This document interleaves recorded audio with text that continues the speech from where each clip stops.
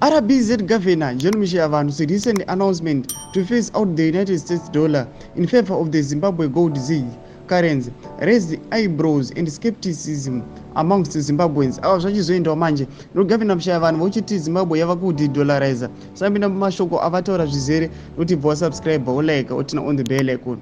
Mushiavanhu's assertion that the de-dollarization plan will succeed with the aim to ban the US dollar by 2026 seems detached from the economic reality faced by the nation.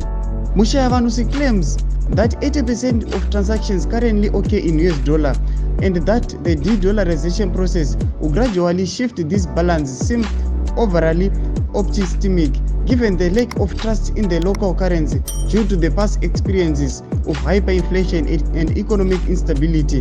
Convincing Zimbabweans to embrace ZiG will be an uphill battle.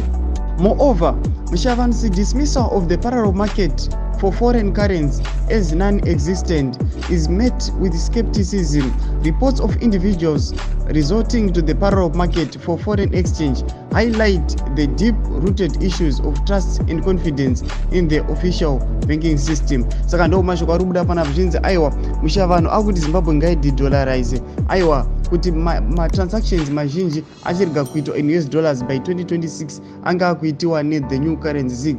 Asi zviri kuratidza kuti vanhu havasina trust aiwa nemabhengi emuzimbabwe nokuti vava kumhanya kuma-change money vari kunzi ndo vari illegal. Muri Zimbabwe chimbotudze mafungiro enyu munoti kudii pamusoro pe-initiative yagovernor awa. Musangana no subscribe kulike channel tina on the bell icon.